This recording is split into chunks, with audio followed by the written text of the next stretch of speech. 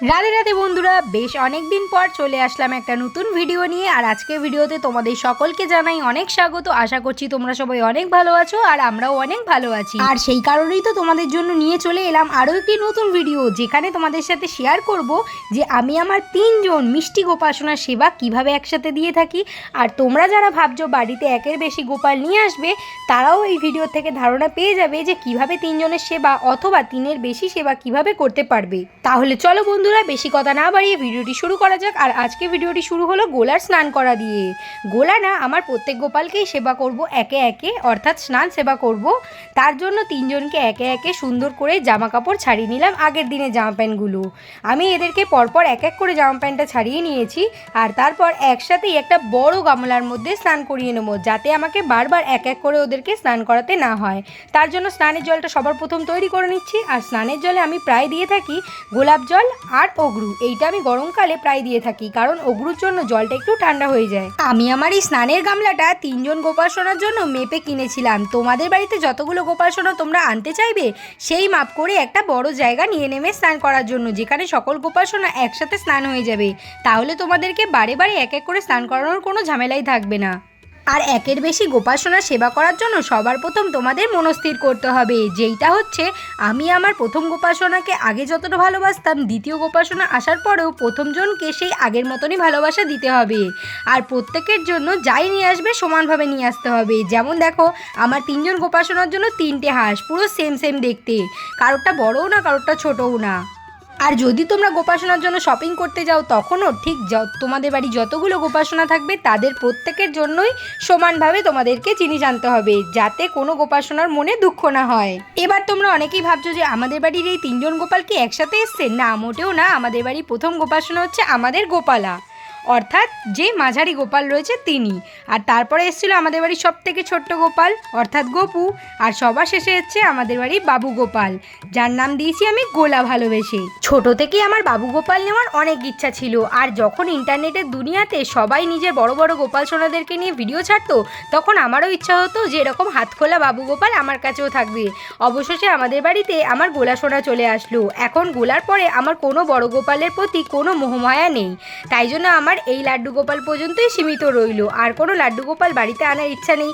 এবার যদি লাড্ডু গোপালের নিজে থেকে ইচ্ছা হয় আমার বাড়িতে আসার, সেটা আলাদা কথা। এইবার চলো চটজলদি চলে আসি ভোগের ব্যাপারে।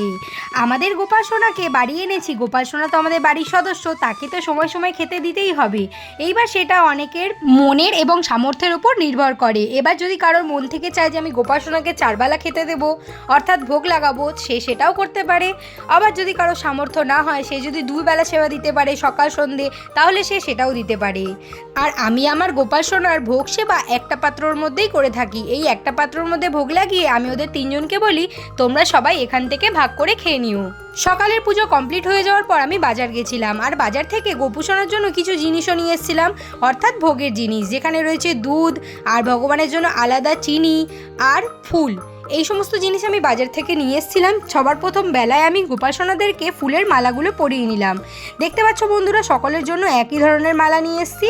এবার ছোট গোপালকে সেটা ভাঁজ করে পরানো হয়েছে, আর বড় বাবু গোপালকে সিঙ্গেল করেই পরিয়ে দিয়েছি আমি। এখন আমি গোপাসনা দুপুরের ভোগের আয়োজনটা করে নেব। আর যার জন্য আমি আগের দিন রাত্রিবেলা সাবু ভিজিয়ে রেখেছিলাম। এই সাবুটা এখন নারকল, দুধ, কলা এই সমস্ত দিয়ে সুন্দর করে রেডি করে নেব।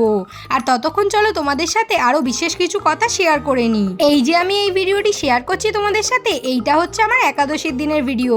আমার গোপাসনা আসার পর থেকে একে একে আমি দীক্ষাও নিয়েছি, আর তারপরে একাদশী ব্রত করাও শুরু করে দিয়েছি। এইবার গোপাসনাকে ভোগ লাগানোর ব্যাপারটা আরও ডিটেলসে তোমাদের সাথে শেয়ার করে নিই চলো।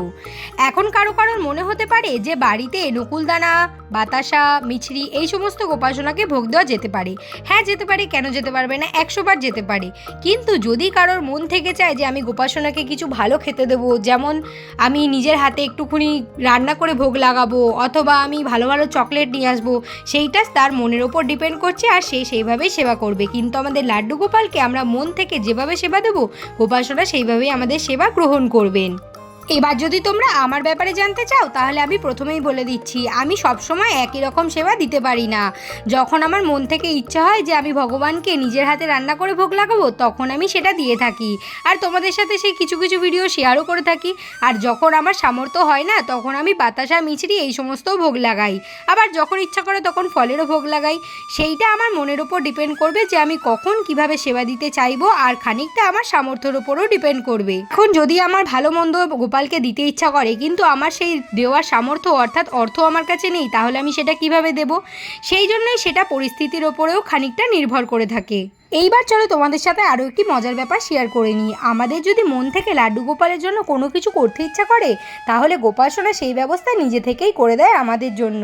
আর এইটাকে আমরা ভগবানের লীলাও বলতে পারি, অর্থাৎ গোপাল ঠাকুরের লীলা, যা আমরা প্রতিনিয়ত নিজের চোখের সামনে দেখতেই পাই। দুপুরের ভোগ তো দেওয়া কমপ্লিট হয়ে গেল, এইবার চলে এসেছি সন্ধ্যাবেলায়। সন্ধ্যাবেলা গোপালের জন্য একটু চকলেট, মিষ্টি এই সমস্তই ভোগে রাখার চেষ্টা করি।